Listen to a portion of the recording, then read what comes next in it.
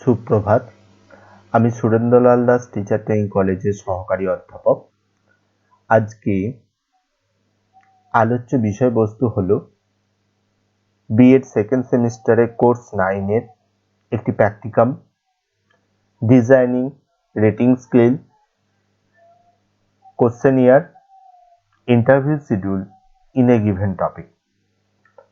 এই প্র্যাকটিকামটা করার জন্য সর্বপ্রথম আমাদেরকে রেটিং স্কেল কি তা জানা অত্যন্ত প্রয়োজন এবং তার পাশাপাশি কোশ্চেনিয়ার ও ইন্টারভিউ শিডিউল সম্পর্কে আমাদের জ্ঞান থাকা আবশ্যক। তো প্রথমেই দেখি রেটিং স্কেল কি। রেটিং স্কেল হলো শিক্ষার্থীর কোনো বৈশিষ্ট্যের বর্তমানে কি বা কোনো বৈশিষ্ট্যের সাপেক্ষে তাকে পরিমাপ করাই হলো রেটিং স্কেল। অর্থাৎ রেটিং স্কেলে সেই বৈশিষ্ট্যের উপস্থিতি মাত্রা কতখানি তা নির্ধারণ করা হয় কিছু নমুনা প্রশ্নপত্র বা কিছু নমুনা কোশ্চেনিয়ারের মারফতে।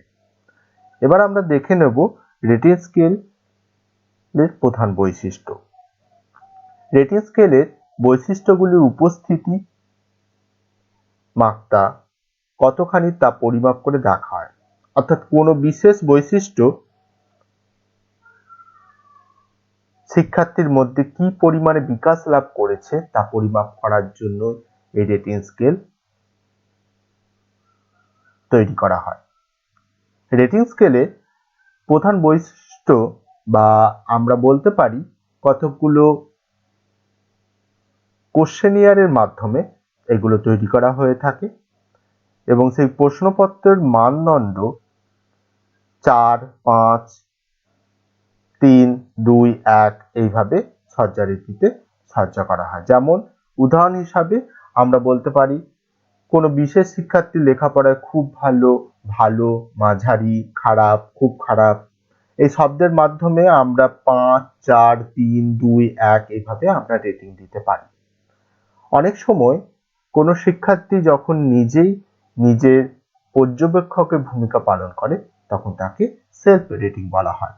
অর্থাৎ একটা নির্দিষ্ট স্কেলে যখন শিক্ষার্থীর কোনো আচরণকে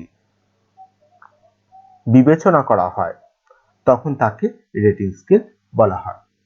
এরপর আমরা দেখি একটা ফরম্যাট রেটিং স্কেলে। তো প্রথমে প্র্যাকটিকামটা করতে গেলে একটা নির্দিষ্ট টপিক নিতে হবে এবং সেই টপিক ওয়াইজ আমাদের প্র্যাকটিকামটা করতে হবে। কোনো একটা ইউনিট এবং ইউনিট ওয়াইজ একটা টপিক আমাদের চুজ করতে হবে এবং সেই চুজ করা টপিককে আমরা প্র্যাকটিকাম হিসাবে গ্রহণ করব। প্রথমেতে কতগুলো স্টেপ ওয়াইজ আমরা রেটিং স্কেলের ফ্রেমওয়ার্ক করে নিতে পারি বা ফরম্যাট আমরা দেখতে পারি। প্রথমত কোনো একটা নির্দিষ্ট টপিক বা কোনো একটা বইয়ের টপিক আমাদের চুজ করতে হবে, তার সেই টপিকে যদি সাব ইউনিট থাকে সেগুলো লিখতে হবে এবং যেমন ধরা রেটিং স্কেলে ফরম্যাট ওয়ার্ক গঠন করার জন্য নির্বাচিত টপিক উদ্ভিদ ও পানিকলা এবং তার সাপেক্ষে কিছু ইনস্ট্রাকশন দেওয়া থাকবে। সেই ইনস্ট্রাকশনে এখানে আমরা দেখছি 3 পয়েন্ট স্কেলে রেটিং স্কেলেতে এটা বানানো হয়েছে, যেমন হ্যাঁ, না, জানি না এই রেটিং স্কেলেটা আমাদের বানানো হয়েছে। অর্থাৎ কোনো পজিটিভ কোশ্চেন বা কোনো সঠিক উত্তর দানকারী প্রশ্নের অ্যান্সার হিসাবে যদি কেউ হ্যাঁ দেয় তাহলে সে রেটিং হিসাবে 3, না দিলে 2, জানি নাতে 1 পাবে। তো এইভাবে আমরা কতগুলো প্রশ্নপত্র করব, সেই প্রশ্নপত্রের মাধ্যমে কোন একটা স্টুডেন্টের সেই সাবজেক্টের প্রতি আমরা রেটিং নেব। এবার আমরা দেখি রেটিং স্কেলে অবজারভেশন।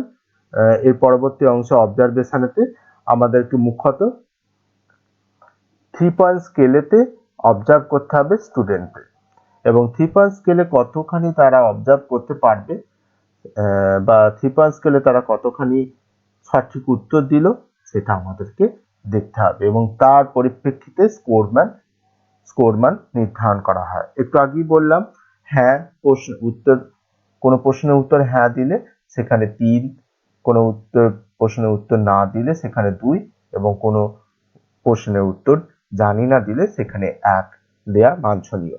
এবং সেই হিসাবে এখানে আমরা দেখছি যে 15টা প্রশ্নের উত্তর দেওয়া হয়েছে এবং সেখানে 15টা প্রশ্নের জন্য আমাদেরকে রেটিং বার করতে হবে ওই নির্দিষ্ট ছাত্র।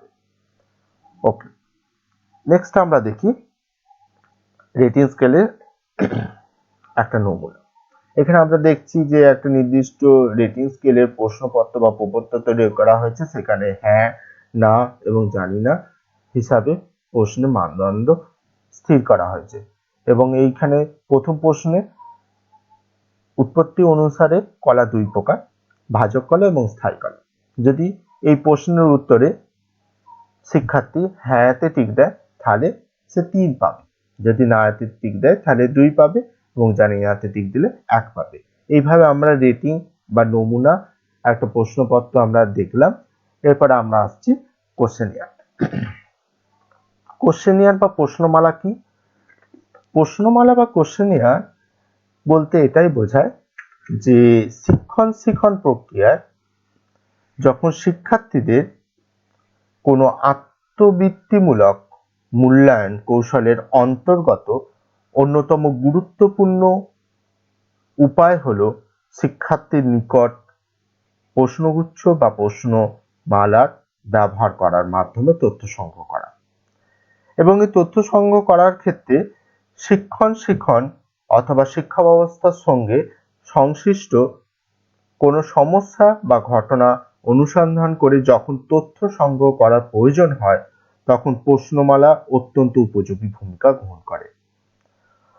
কতগুলো প্রশ্নের সমন্বয়ে শিক্ষার্থীদের কাছ থেকে উত্তর সংগ্রহের নিমিত্ত প্রশ্ন সম্বলিত পত্রকে বলা হয় প্রশ্নগুচ্ছ বা প্রশ্নমালা। এখানে আমরা দেখলাম যে কোশ্চেনিয়ার বা প্রশ্নমালা হলো কোনো নির্দিষ্ট কোশ্চেন বা কোশ্চেনিয়ারের মাধ্যমে শিক্ষার্থীদের কোনো একটা টপিকের উপরে কতটা জ্ঞান অর্জন করেছে সেটা যাচাই করার একটা মাধ্যম। এক্ষেত্রে প্রশ্নমালাকে আমরা দুটো ভাগে ভাগ করতে পারি বা আমরা কোশ্চেনিয়ারকে, সুতরাং আমরা বলতে পারি যে প্রশ্নপত্র হলো একটি লিখিত ব্যবস্থা যেখানে অনেকগুলি প্রশ্ন থাকবে অথবা বিবৃতি থাকবে, অন্তর্ভুক্ত থাকবে এবং সেই প্রশ্নগুলি কোনো শিক্ষার্থীর নিকট থেকে তথ্য সংগ্রহের জন্য ব্যবহৃত হয়, পরবর্তীকালে যা মূল্যায়ন কাজে সম্পাদন করা হয়। কোশ্চেনিয়ার, রেটিং স্কেল সবই কিন্তু একটা মূল্যায়ন বা ইভালুয়েশন টুল হিসাবে ব্যবহৃত হয়, এটা আমরা জানি। এবার আমরা দেখি প্র্যাকটিকামটা কিভাবে করব। প্র্যাকটিকামটা করার পূর্বে আমাদের কোশ্চেনিয়ারের কতগুলো মূল বৈশিষ্ট্য আমাদের জেনে নেওয়া অবশ্যই দরকার। একটা প্রশ্নপত্র তৈরি করতে গেলে বা কোশ্চেনিয়ার তৈরি করতে গেলে প্রথমে কতগুলো জিনিস আমাদেরকে জানা অত্যন্ত গুরুত্বপূর্ণ। প্রশ্নমালায় একটি শিরোনাম অবশ্যই থাকবে, সেই শিরোনাম যা তথ্য সংগ্রহের উদ্দেশ্য এবং প্রকৃতিকে বুঝিয়ে দেবে। কিছু নির্দেশাবলী থাকবে, প্রশ্নপত্র কত মার্কসের প্রশ্ন, প্রথম অংশতে শুরুতেই যাতে উত্তরদাতা দেখে বুঝতে পারেন যে একটা নির্দিষ্ট নির্দেশাবলীর মাধ্যমে প্রশ্নপত্রটি তৈরি করা হচ্ছে। ক্রমিক সংখ্যা অবশ্যই থাকতে হবে। আচ্ছা, ভাষার স্পষ্টতা থাকতে হবে, প্রশ্নপত্র বা প্রশ্নমালা ব্যবহৃত প্রশ্নগুলি বিবৃতগুলি ভাষা স্পষ্ট, স্বচ্ছ এবং সহজ সাবলীল প্রকৃতির হবে। সহজবোধ্যতা হবে। আচ্ছা, প্রাসঙ্গিকতা এবং সংক্ষিপ্ত হবে। প্রশ্নপত্র সবসময় একটি প্রাসঙ্গিক অর্থাৎ যে নির্দিষ্ট টপিক আমরা নিয়েছি সেই টপিকের পরিপ্রেক্ষিতে হবে এবং সেটি খুব সংক্ষিপ্ত হবে, সংক্ষিপ্ত আকারে আমরা সেটা তুলে ধরব। পক্ষপাতহীন হতে হবে। প্রশ্নমালার সংযোজিত প্রশ্নগুলি কোনোভাবে শিক্ষককে ব্যক্তিগতভাবে প্রভাব বা আবেগে স্থান পাবে না, অর্থাৎ শিক্ষকের কোনো ব্যক্তিগত প্রভাব বা আবেগ এক্ষেত্রে স্থান পাবে না। সেগুলি হবে পক্ষপাতহীন অর্থাৎ নৈর্ব্যক্তিক। কোনো রকম বিভ্রান্তি থাকাও ঠিক না এক্ষেত্রে। এবং লাস্ট অফ অল আকর্ষণীয় হতে হবে। প্রশ্নগুলি যে প্রশ্নমালা বা প্রশ্নপত্রের সম্মিলিত হবে তা কাগজে গুণগত মান উন্নত হতে হবে, ছাপা হবে আকর্ষণীয়ভাবে এবং সুন্দরভাবে বিন্যস্ত হতে হবে। অর্থাৎ প্রশ্নমালাগুলো একটি নির্দিষ্ট পেপারেতে আমাদের পেড করতে হবে স্যাম্পল হিসাবে এবং পরবর্তীকালে একটা নির্দিষ্ট শিক্ষার্থীর কাছে সেটা দিতে হবে, যাতে তারা সেই প্রশ্নপত্রগুলো সঠিকভাবে উত্তর দিয়ে ফিল আপ করতে পারে। নেক্সট আমরা দেখি প্র্যাকটিকামটা কিভাবে করা হচ্ছে। প্রথমে এর আগে একটা কথা বলে দিই, প্রশ্নপত্র প্রধানত দুই প্রকার বা কোশ্চেনিয়ার দুই প্রকার। এক হচ্ছে ওপেন এন্ড কোশ্চেন এবং ক্লোজ এন্ড কোশ্চেন, উন্মুক্ত বা খোলা প্রশ্নমালা এবং আবদ্ধ বা নির্ধারিত প্রশ্নমালা। একটা কথা বলে রাখি, ওপেন এন্ড কোশ্চেনিয়ার বলতে এটাই আমরা বুঝি যে সমস্ত প্রশ্নের উত্তরের কোনো সীমাবদ্ধতা থাকে না, অর্থাৎ সেক্ষেত্রে প্রশ্নপত্রের উত্তর নির্দিষ্টভাবে বেঁধে দেওয়া হয় না। এবং আবদ্ধ বা নির্ধারিত প্রশ্নমালার ক্ষেত্রে বা ক্লোজ এন্ড কোশ্চেনের ক্ষেত্রে আমরা নির্দিষ্ট উত্তরের মধ্যে আমাদের সীমাবদ্ধতা থাকতে হয় বা সীমাবদ্ধ থাকতে হয়। যেমন উদাহরণ হিসেবে আমরা বলতে পারি শূন্যস্থান পূরণ করো বা ফিলিং দ্য ব্ল্যাঙ্কস, অথবা সঠিক উত্তরে টিক দাও। এগুলো আমাদের ক্লোজ এন্ড কোশ্চেনিয়ারের মধ্যে অন্তর্ভুক্ত হবে।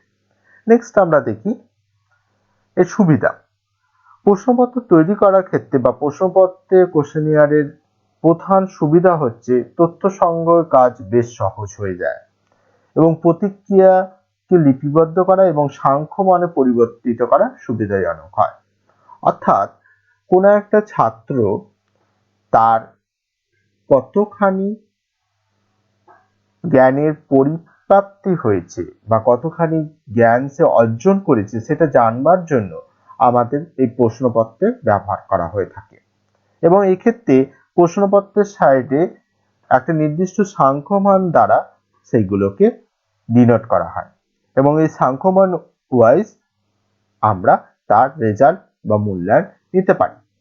সহজে বিশ্লেষণ করা যায়, ফলে মূল্যায়নের অনেক সুবিধা পাওয়া যায় প্রশ্নপত্রের ক্ষেত্রে। এই উল্লেখিত সুবিধাগুলো আমরা দেখে থাকি প্রশ্নপত্র বা কোশ্চেনিয়ার করার ক্ষেত্রে। এবং this is one type of tool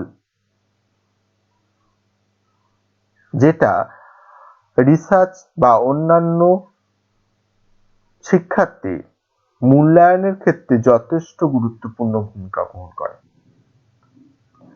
next আমরা দেখে নিই একটা প্রশ্নপত্র বানাবো কিভাবে।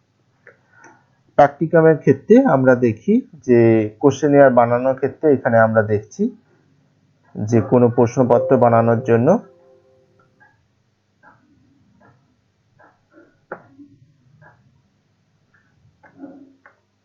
আচ্ছা ফ্রেমওয়ার্ক অফ দ্য কোশ্চেনিয়ার।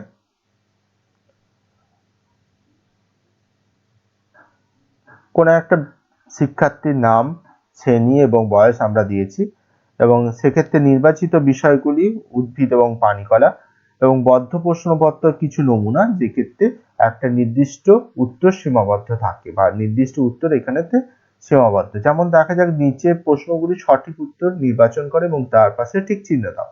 অর্থাৎ এক্ষেত্রে প্রশ্নপত্র উত্তর কিন্তু সীমাবদ্ধ। যেমন সমধর্মী কলার একত্রিত হয়ে তৈরি হয় অঙ্গ অথবা তন্তু, এখানে সঠিক উত্তর আমাদেরকে দিতে হবে এবং ছাত্রছাত্রীরা এখানে সঠিক উত্তর বা টিক দেবে এবং সেই সাপেক্ষে আমরা কিন্তু সঠিক হলে সেক্ষেত্রে এখানে একটা মান দেয়া আছে, প্রত্যেকটা 1 নম্বরের প্রশ্ন, সেক্ষেত্রে সঠিক হলে আমরা 1 নম্বর তাকে দেব।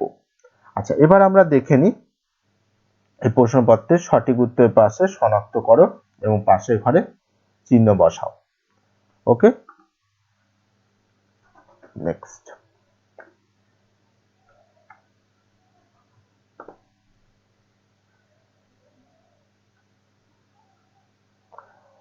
সঠিক উত্তর শনাক্ত করে তার পাশের ঘরে টিক চিহ্ন বসাও। যেমন এইখানেতে এমসিকিউ টাইপের কতগুলো প্রশ্ন দেওয়া আছে প্রশ্নপত্রে এবং সেক্ষেত্রে প্রশ্নপত্রের মাধ্যমে আমরা এই সঠিক উত্তর দিচ্ছি এবং তার সাপেক্ষে ছাত্রছাত্রীদের একটা নাম্বার প্রদান করছি। একইভাবে কন্টিনিউয়েশনে আমরা দেখতে পাচ্ছি সিগন্যাল এবং সঙ্গী কোষ, ফ্লোয়েম, প্যারেনকাইমা। এখানে ফ্লোয়েম করার ক্ষেত্রে কোন কোষ সজীব নয়। ওকে, আচ্ছা এক্ষেত্রে এই একইভাবে প্রশ্নপত্রগুলো করতে করতে এবার বদ্ধ প্রশ্নমালা থেকে আমরা মুক্ত প্রশ্নমালা নমুনাতে এসেছি। এখানে আমরা দেখতে পাচ্ছি ভাজক কলা কোষগুলি কেমন প্রকৃতির, এখানেতে 5 নম্বরে। আচ্ছা সাকুলেন্ট প্যারেনকাইমা বলতে কি বোঝো, স্ক্লেরাইড কোথায় দেখা যায়, ফ্লোয়েম কলা সজীব কলা বলা হয় কেন, এইভাবে আমাদেরকে মুক্ত প্রশ্নমালা আমাদের তৈরি করতে হবে। এবং অবজারভেশন স্টেপ 3-তে আমাদের অবজারভেশন অবশ্যই দিতে হবে। আমরা কতগুলো যে তথ্যগুলো পেলাম এবং একটা ছাত্রছাত্রীর কাছে এই তথ্যগুলো নেওয়া হবে বা সংগ্রহ করা হবে এবং তার উত্তরের সাপেক্ষে বা উত্তরদানের ভিত্তিতে আমাদেরকে একটা নির্দিষ্ট মানে দণ্ডিত করতে হবে। অর্থাৎ সেই শিক্ষার্থীটি বা ছাত্রটি ওই প্রশ্নপত্রের সাপেক্ষে কত মান পেল সেটা আমরা ডিনোট করতে পারি।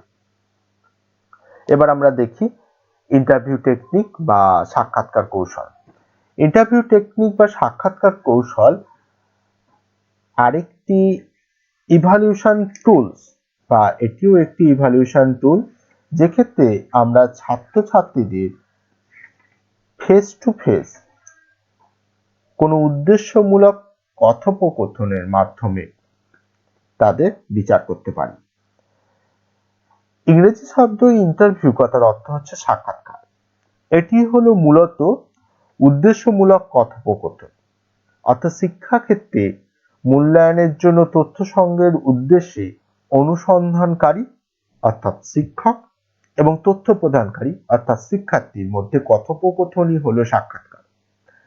মানুষের সমাজ জীবনে তার চিন্তা চেতনা ও আচার আচরণ সম্পাদনের অন্যতম প্রধান মাধ্যম হলো মৌখিক ভাষা বা কথোপকথন।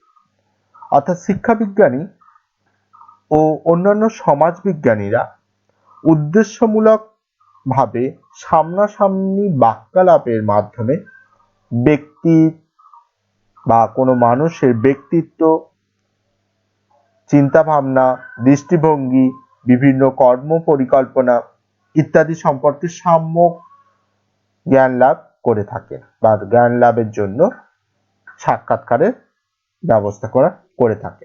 এবার আমরা দেখলাম সাক্ষাৎকারের ক্ষেত্রে কতগুলো প্রকারভেদ আমরা দেখছি। সংগঠিত বা স্ট্রাকচার ইন্টারভিউ, অসংগঠিত বা কাঠামোহীন সাক্ষাৎকার, অর্ধ সংগঠিত বা অর্ধ কাঠামো সাক্ষাৎকারের সেমি স্ট্রাকচার ইন্টারভিউ, ক্লিনিক্যাল সাক্ষাৎকার বা ক্লিনিক্যাল ইন্টারভিউ।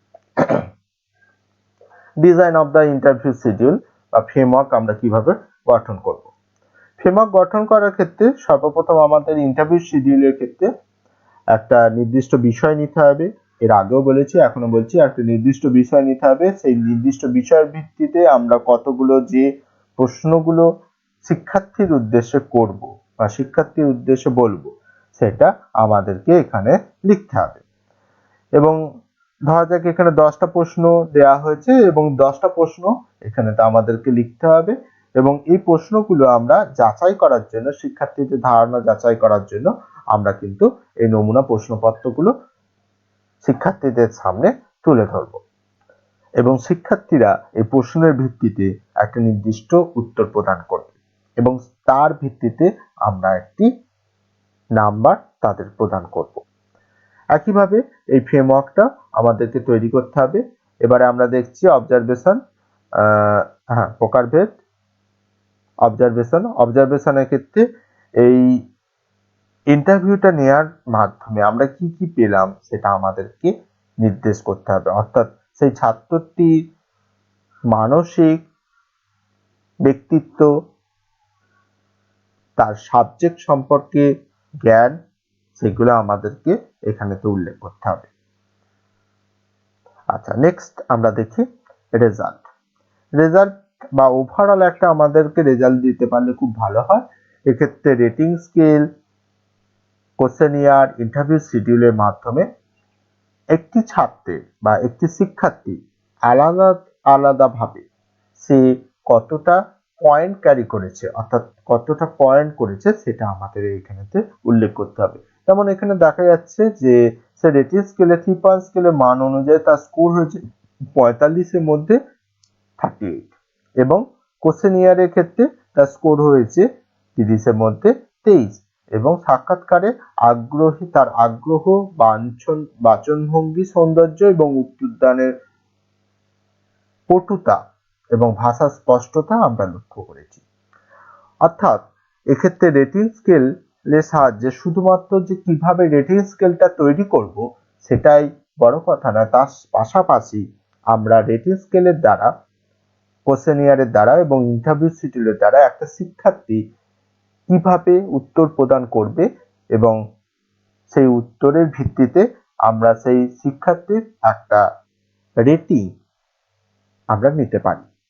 এবং রিপোর্টিং অফ দ্য অ্যাক্টিভিটির ক্ষেত্রে শিক্ষার্থীর একটা নির্দিষ্ট টপিকের উপর, অর্থাৎ যে টপিক নিয়ে আমরা আলোচনা করছি সেই টপিকের উপর তার কতটা ধারণা স্পষ্ট সেটা আমরা বুঝতে পারি।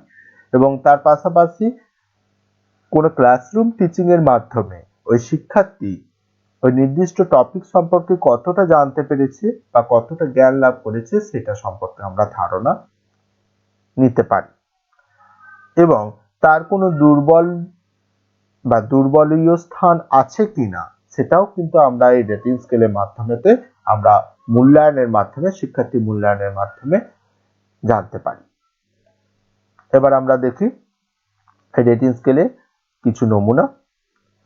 ওকে, থ্যাংক ইউ।